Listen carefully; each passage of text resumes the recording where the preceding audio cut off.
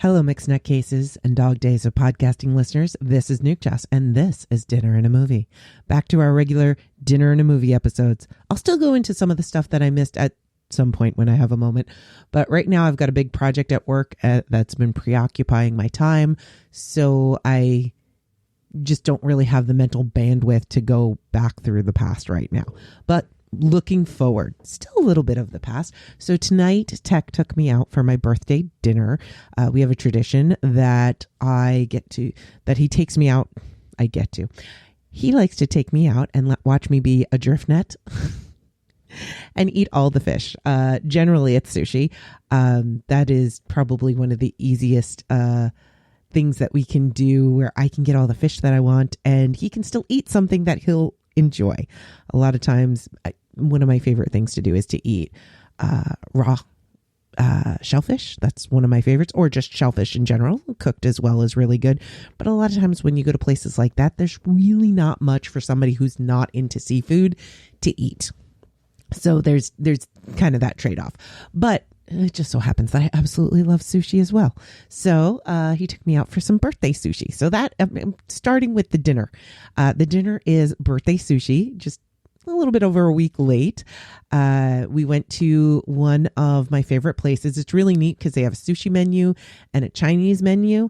So Tech can order off the Chinese menu. I can order off the sushi menu. It is a bit expensive compared to other sushi places in the area and in general, but you're getting what you pay for. For instance, the hand rolls are maybe $10 to $12 each. Actually, it said $10 to $12, but on the bill it ended up being like, I think 8 to 11, which was not too bad. One was 8, one was 11, but still, like, when I was looking at it, I was seeing, $10, $12, whatever. I was like, that's fine. But the thing is, when you get a hand roll normally, it's usually some fish and whatever's in with it. Like if it's eel, it'll be eel with cucumber and then wrapped in a bunch of rice, and then with the nori, the seaweed, as the cone shape, kind of like an ice cream cone, right? And you got a lot of rice and you got the fish there. When they make a hand roll, it's a very thin layer of rice, just enough to make it stick to the nori. And the amount of fish that is in there is an enormous amount, a plethora of fish. And it goes all the way down to the tip of the cone. A lot of times the fish is just at the top of the cone. No, this one, it's all the way through. So you are getting a lot of fish. Also, I ordered a sashimi. I can say this. Sashimi platter. And each slice of the sashimi was like twice the size of a normal piece of sashimi. And when we got to the salmon, also nice and thick, like really thick. I like it. The salmon was probably 3 times the size of a normal. Like some places will make them smaller, some will make them a little bit bigger, but a normal piece of sashimi, just a slice of fish, it is so much bigger. So you're really not paying that much. The other thing is, it's really good fish, like really good. I've had sushi all over the city. There's different places that I've gone to. Some places are a lot fancier. There's one place that we've gone to where they have the private tatami rooms where, you go on your knees and things like that. It's very nice. And like, that's the first place I had scallop sushi. I think I did a whole episode about it. This is much more relaxed environment, but it is some of the best fish in the entire city. Their menu is not super varied, but I kind of like that because I feel like if you're good at one thing or just a few things, you can be really good at those. Sometimes places that have too many rolls and too many menu items, they have all of that because they're just there to have the variety. Whereas they're not specializing. Some places, they're really good. They can do all the rolls very nicely, but this place, they have the limited menu and it works. It really does work. So we went. I'm still not at the point where I'm ready to have alcohol yet. Normally on my birthday, Tech will not drink and I will drink because usually I'm the DD and I do not DD on my birthday. So I told him, you can drink, I'll drive. And he was like, no, I'll still drive. We're good. But it was, normally I like to have like a little fancy drink and a little whatever. And as it turns out, tomorrow I have my big project to go to tomorrow. So I'm probably wouldn't have wanted to drink too much, but I'm not feeling well enough to drink. So that was moot. And so I got a big boat of sashimi and it came out with some nice dry ice. I'll try to put that in the show notes. And then, so you might have to look on the webpage. So if you're like in your podcasting app, click on episode link or whatever, or just go to nimlas.org and you should be able to see it. Just scroll past the ones that don't have images because Paul Mackey also posts on Nimlas. And I did see one episode from J Legends for Masterpiece Audio Theater, though it did say one and done. So I'm curious about that one. I haven't gotten to that in my feed yet, but anyway, you'll be able to see the picture. So they had like this dry ice coming out of it and it just looks so pretty and fancy. And so I took a little picture of it. Just really good fish. And it was so good. Very, anytime I get sashimi, you know how a lot of times you say it's like chef's choice or whatever, and you're thinking, and it's always the same thing. It's just a regular mix. No, every time I go to this place, when I get the chef selection, it's different items. And I'm not going to attempt to pronounce the Japanese word for that, by the way. Like I know the Japanese visually. I'm not going to pronounce because I've never heard it actually pronounced. But maybe Chiaki can help me with that one. But this place, every time I get the chef's selection, it is actually different fish. And I like that because she actually, I could see her. They know exactly. I say he because I know it's the owner that does the fish buying, but, and I know that he's male because of, I'll tell you in a minute. But it's nice because it actually is a selection. They know what the different fish, the good cuts that they have, and what they've ordered or gotten specifically, because it does rotate and it does change. So that was really cool. At the end, I just said to the waitress, I said, do you have any uni, which is urchin? And she said, no, I don't think we do, but I can ask. And I said, okay. And she goes, no, I don't think we do. I'm pretty sure we don't. I said, okay. I was like, I'll just take the check then. I was like, otherwise it would have been dessert. And then she comes back later with the check and she goes, so is uni sweet?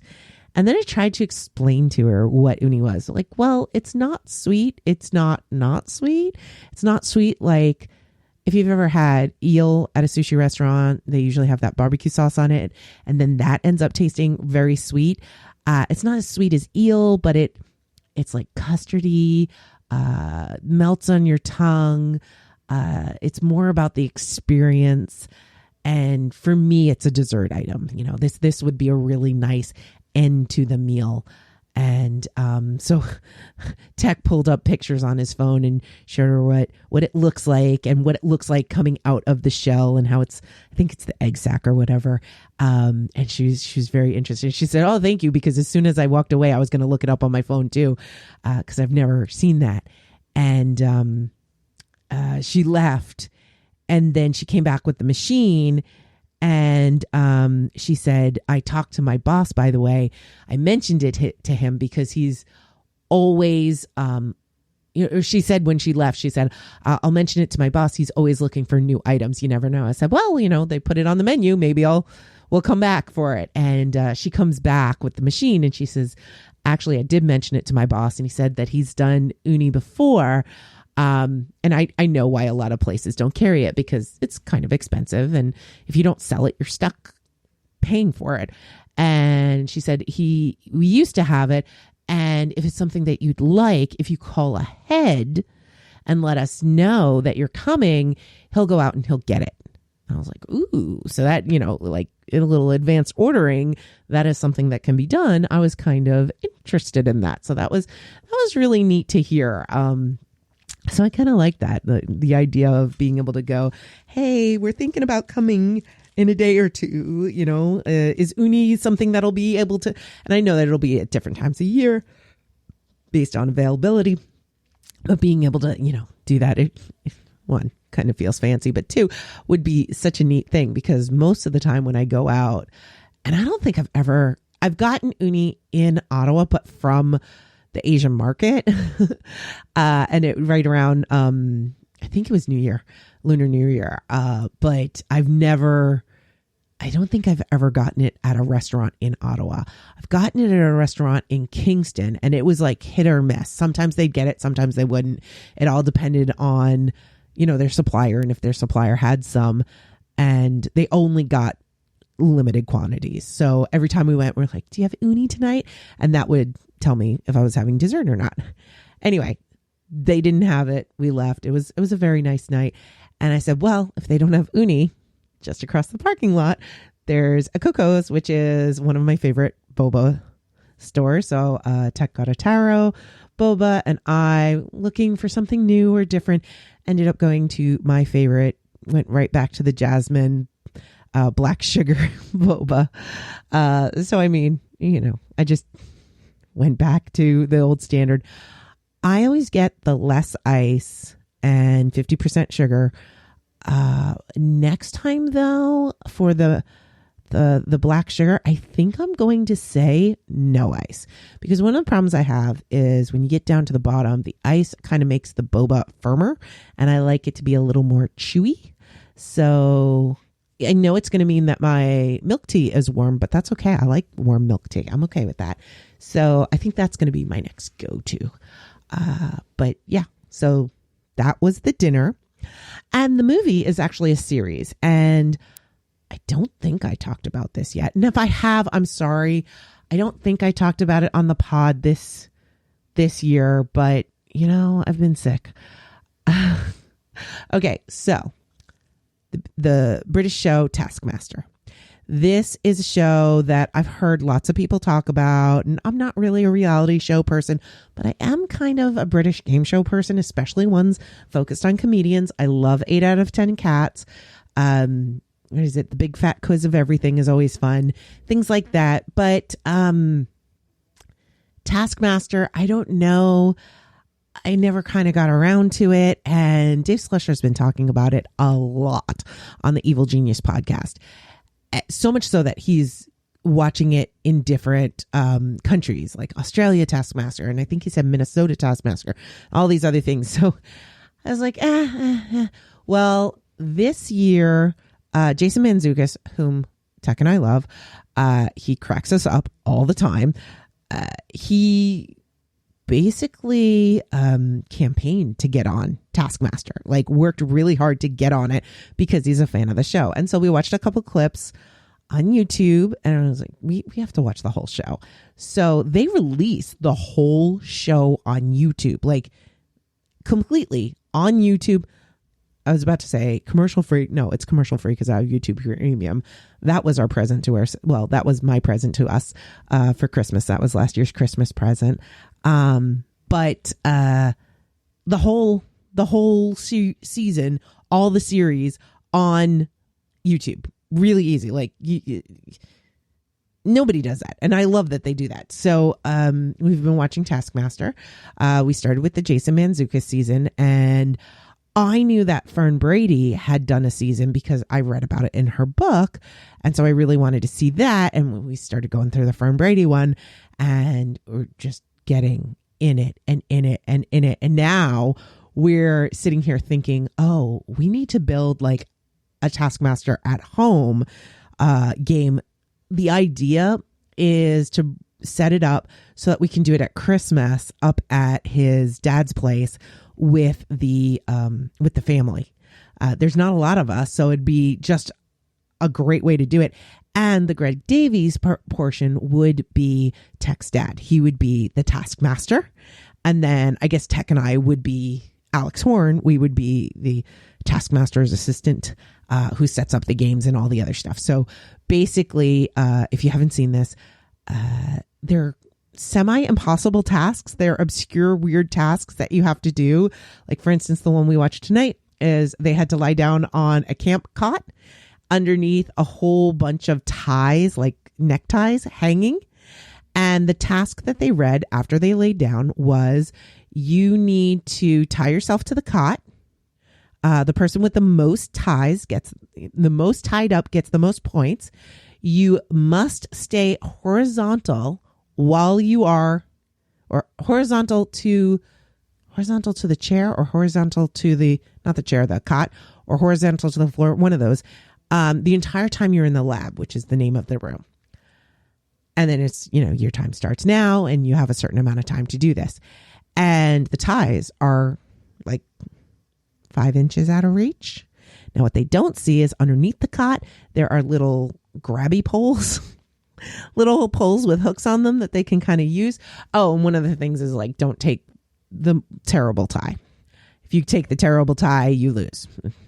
The spoiler at the end is the terrible tie says that this is the terrible tie on it in Welsh. So unless you can translate Welsh, you don't know. So it's watching them come up with how are they going to do it. So one of the contestants says, it doesn't say it has to be ties, and doesn't say I can't leave the room. So she rolls off the cot, stays horizontal and crawls out the room, goes and gets rope, crawls back in. As soon as she leaves the room, she can get up, right? She goes, she gets rope, she gets everything she needs, and then crawls back in, rolls back up onto the cot, ties herself up really well. Boom. She got the most points. Excuse me. But, so, it was coming up with these clever ways. There's always like something hidden that'll make the task much easier. But it's all comedians, so it's just really funny. It's really silly. Sometimes the comedians who are the contestants, they'll do the tasks in like a funny little outfit, but it's the same funny little outfit for the entire series. So according to Fern's book, you're doing tasks for 9 days, and then you come in and do the shows where they review the tasks later. And so in those, you have a different outfit, but for those 9 days, you are wearing the same outfit. So if you came up with something you think is silly and kooky, and maybe you found out later halfway through that this is a little uncomfortable to be doing all these tasks in, you're kind of stuck wearing that. So that's also part of it. It's very silly. It's very irreverent.